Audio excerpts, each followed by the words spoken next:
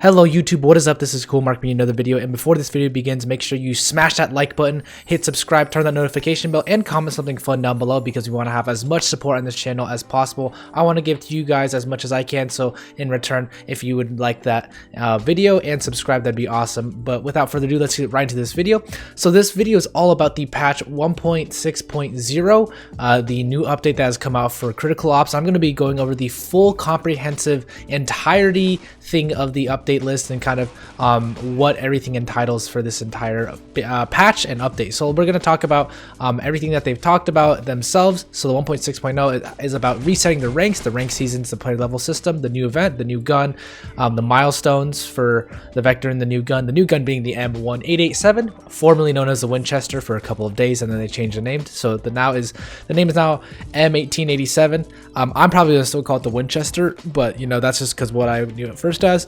But that's really that. Weapon updates for the AUG, the frag grenade, the HK, the SA58, and the HK417, as well as anti-cheat improvements, improved practice mode loading times, and the wrong knife loading sound fixed. So we're going to talk about the ranked season first. I know you guys want to know a lot about that. So basically, we're going to be talking about it. And the first thing that's going to be new about this is going to be that new rank Elite Ops. I know a lot of you guys have heard it, but we're going to be doing a complete thorough dive into it and of kind of what they're talking about. So on their website, they kind of talked about how they're kind of bored, or not really bored, but they thought that their old system for rankings was too simple because it didn't really take into account other teams and how they were ranked and how they performed in terms of you. It just did like straight up wins or losses as the thing to determine whether you rank up or D-rank, which is kind of sad. So they fixed that, which is nice, and it takes into account the other team's average skill rating as well as your personal skill rating, which is nice.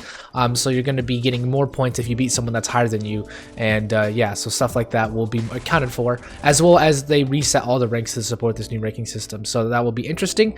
There will be ranked seasons now, so you'll be every new season, everyone will be put back into the unranked category, and you'll have to place yourself into each one. And they say the first season is going to be around 4 months, but they're going to be evaluating how long that's going to last in the future. So get ready to grind for 4 months to try and stay at the top. And the bulk of everything is the Elite Ops. This is the new rank system for the absolute top 500 global players in the world, so across all regions. And this might potentially change in the future, but that's what they're going with right now. And this provides a more clear ranking for the top players, and basically allows for people to, you know, compete better, to see, oh, I am the absolute best player in the game. Spec Ops loses its percentile number because Elite Ops has this, and so Spec Ops just becomes another rank, which is like one below Elite Ops, which is really nice. So it's not like Spec Ops 1, Spec Ops 99. There's just going to be Spec Ops. So that's going to be it with that one. And so if you reach Elite Ops, it makes it a lot better. I'm hoping they add some prizes for you who reach Elite Ops, because it's going to take a long time to reach that, I assume, so it should be hard, but that's what they're saying. They said that they might have they're discussing that potentially adding some rewards for Elite Ops, but they said it might also not really help them out. But I don't know, I think it should help them out, you know, reward people for doing well in the game, but it might also lead to cheating, because if you cheat and you get really high in the game and you get some prizes, you know, you cheat to get prizes, it's not good. So basically it's more competitive in this whole matchmaking system with the introduction of Elite Ops. I'm not sure how they're going to rank the top players like in Elite Ops. I don't actually know how you actually get stuff, so like how you rank up against other Elite Ops. I'm assuming you're only going to be playing against Elite Ops, maybe really high tiered Spec Ops. Like it doesn't tell you the Spec Ops number obviously, but they'll be playing against higher tier Elite Ops as well. And I guess if you beat them enough times, your number will change. But that's what I'm thinking. I don't know how long it might do. And they kind of addressed why you get placed in matches with players that aren't your rank, because, you know, obviously they have to take in factors like the skill rating of your team and you, as well as the skill rating of your the enemy team, as well as ping and, you know, which server is the most stable at that moment. So they have to take a lot of things into account. So that's why people might not get the you know, the exact rank opposite of them for their matches in the future. So that's kind of it for the ranking system. I'm hoping it should be pretty good into, you know, coming into this one. It's gonna be a lot of tryhards, guys. Then I make sure, let me rephrase this a couple times. I know a lot of you guys don't do this, but you guys should be tryharding if you're playing in ranked. Ranked is competitive. You should be sounding. I know a lot of people say, oh, it doesn't matter, you don't need to sound. But sincerely, if you do want to get better at the game, maybe ranked isn't the best way to do it, but you should at least try in Spec Ops. I know a lot of people like Twist, you know, if you're good enough and you don't have to sound and you can still destroy people, by all means. But most of us aren't amazing gods who can just, you know, pre-fire angles and just get tons of clutches and 4Ks and aces all the time. So I do sound personally, and this is going to introduce a lot more sounding, a lot more, I'm assuming and I'm hoping, competitive gameplay, cohesion between the teams. I don't think they're going to add anything time soon, but the one thing I do want to see for ranked is the ability to determine which map you want to play. That's kind of annoying at this point where you don't ever know what map you're going to play, and it's a really small thing, but it could also very much help the competitive scene of the game. You know, if your team is scrimming and you really want to play like Legacy, for instance, or you're really good at canals and you want to improve on canals, or you're really bad at a map and you want to improve on the map, let's say, it'd be better to, you know, be able to play ranked. Or if you're just personally bad on a map, you know, it'd be good to be able to pick which map you're playing for ranked, which is kind of cool. But that's kind of what I talked about for that one. And then we're gonna move on to the next point. So that was the ranked. That was a whole lot of time spent on talking about the ranked thing. But the new gun, the Winchester, or the M1887, that's what they call it, the new shotgun that's going to be available in TDM, diffuse, and ranked. And it should be, they should have missions and milestones for it as well, and the skins should be opened from standard and premium cases is what they're saying. So it's not really much different. And they're basically saying it's similar to the FP6, but it also is a cheaper range weapon. And in my opinion, after using it for a couple weeks now, the gun is really good for its price. It's $1,000, guys. There's 5 bullets in its clip. They made the animation really cool. But besides the animation, the gameplay, it functions very well. It functions as a shotgun should. It is very lethal at close range, but if you don't hit all your shells on the target, so let's say your crosshair was red, but it wasn't directly on the body, the person won't die. It's simple as that. Usually that happens for me, which is good. Sometimes, you know, I just get random shots out of the blue and I kill someone, which shouldn't have happened, but it's also not very good at long or middle range, which is good. A shotgun shouldn't be very precise at that range, so it does its job well, and it's not super OP because once you get to like mid range, it just sucks. You have to shoot someone like 5-6 times, and the casing only has 5 bullets, so you gotta have to reload a lot, and yeah, that's a good way to mitigate it.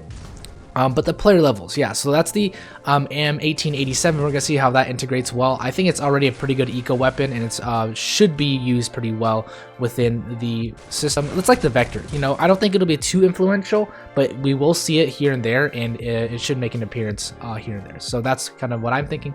The player levels for them, they say, are gathered based on experience points, and it indicates how long someone's played COPS for. So I guess it's good for seeing like Smurfs or something. So like you can see if there is a Spec Ops that only has like level 2 or something. So that's kind of good, but I'm not sure what the point of it really is. It's kind of just there, but I don't know exactly what their point of it is there. It's just kind of a cosmetic thing at this point. But that's the player levels. Moving on to the huge one that I want to talk about is the weapon update. So they've changed the frag grenade as the grenade, and the assault rifles, the AUG, the HK417, the SA58, and the SG551. We're going to talk about the frag grenade first because that's one of the simpler ones. They decreased the radius of the frag grenade, that like explosion, from 8.25, whichever that means, to 7. So they put in parentheses minus 15.15%, which is huge because the nade before could just destroy you from across the map. Even if it flew past you, it could still do like 30, 40, 50 damage, which is insane.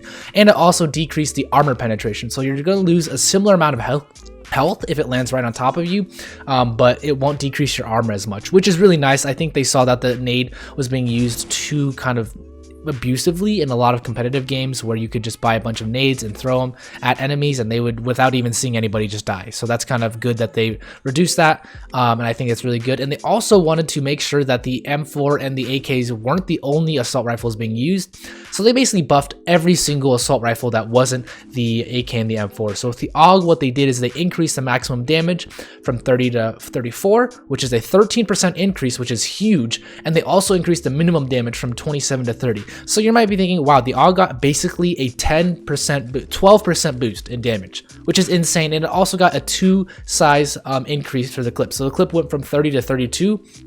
And respectively, the mags after that goes until 96 instead of 90, which is amazing. They also decrease the recoil factor and the recoil well, no, they only decreased the recoil factor around 10%, which is insane, but they increased the recoil per shot from 0.3 to 0.6%. I'm not really sure what that means 100% because I really just don't know what it means altogether. But that's kind of interesting to see that one there. I think the AUG will be used a lot more frequently at this point because of, you know, damage increase in clip size. Those 2 bullets make a huge difference, guys. I know you don't think that 2 bullets will make a huge difference, but it does. You know, if you're spraying someone at long range, 2 bullets can be the difference between life and death for you, and the decreased recoil, which is really nice. The one thing I still have to say about it is that it's $300 more than the AK and $500 more than the M4, so you're paying a more premium price for the AUG, as well as, you know, you're still going to be having to reload that thing. That thing takes forever to reload, and it also takes forever to pull out and be ready to shoot. So you have to be ready with the AUG if you're going to be doing it. I'm not sure it's a very good fast-paced weapon. It's a better CT style weapon in my opinion. Using it on the T side might be kind of, you know, a little bit cautious because it's good, but remember, it takes forever to reload and it takes forever to pull out. So if you have your knife out, you're running, and you pull your AUG out, it's going to be like 1 or 2 seconds until you be able to shoot. Whereas the AK, it's like half a second you're able to shoot after you pull it out. So that's the difference there. Moving on to the HK417, they increased the rate of fire 15.78%. They increased it from 380 to 440, which is insane. It shoots so much faster now than before.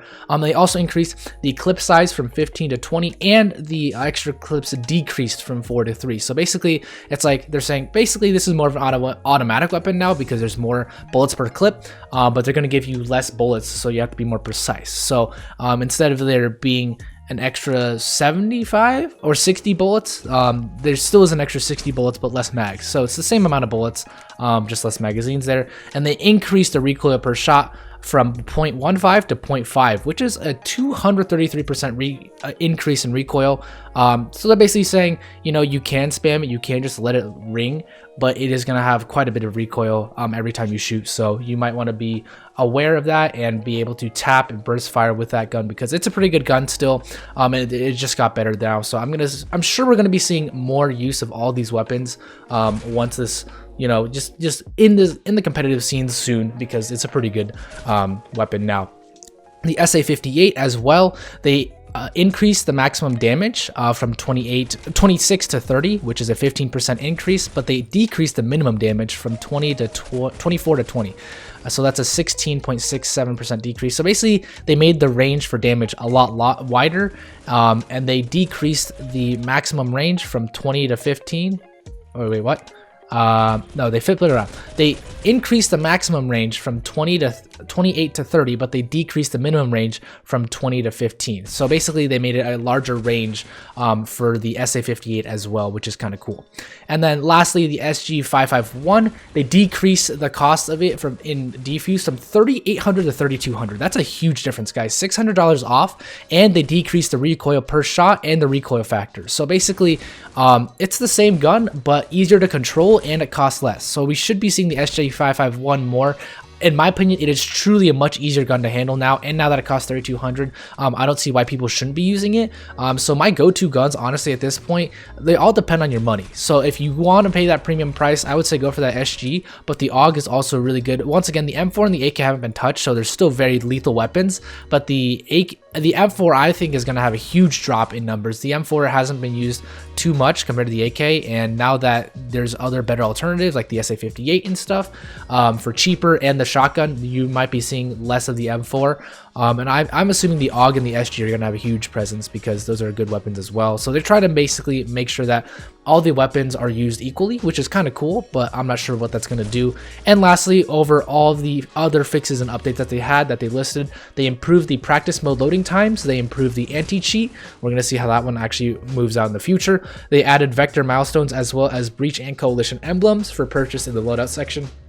And they also fixed occasional matchmaking issues, as well as being stuck on the initialization or joining room process. So I know some people haven't had that glitch before. I never had that glitch personally, but they fixed that, which is good for everyone. As well as they fixed various bug crashes, as well as the wrong audio for different knife models, which is, you know, very minimal thing, but it's whatever. And they fixed duplicate U ratio missions appearing at the same time. So a lot of good stuff here. I'm looking out for that anti-cheat improvement, as well as which gun's going to be used more in the rank season. I think it's a huge update. I don't think I don't know if it's going to be amazingly good or bad. I think it's just kind of a change. So I'm not saying anything first and foremost, but we will be seeing that new event. So I want to see what that new event is. I think it's going to be a Wild West new event, which is kind of cool to see around. But I hope they do more things with the competitive scene, guys. That's kind of what I want to do. And I know you guys say, oh, there's lots of cheaters. They're addressing that here, so hopefully it actually does improve. But you know, cheaters will always be out there all the time, so hopefully it's not that huge of a deal, but we'll have to see how it goes. So thanks for watching, guys. This is a really long video, like 15 minutes of me just talking entirely, so my mouth is pretty dry right now. But make sure you guys like that video, subscribe, comment down below, and if you did watch all the way until the end, you know, comment, I'm trying to think of something, comment the number, or I don't know. I honestly don't even know. Comment your favorite flavor of chips in the comment section, okay? If you've watched all the way to the end of this video, comment your favorite flavor of chips, because that'd be really cool if you actually did watch this whole entire 16 minutes, and I can see who's a dedicated fan. Just make sure you put like my favorite flavor of chips is whatever, and so it's something random that most people won't see. But thanks for watching, guys. I hope you enjoyed it. Like, subscribe, comment, turn on that notification bell, and I'll see you all in the next video. Bye-bye, guys.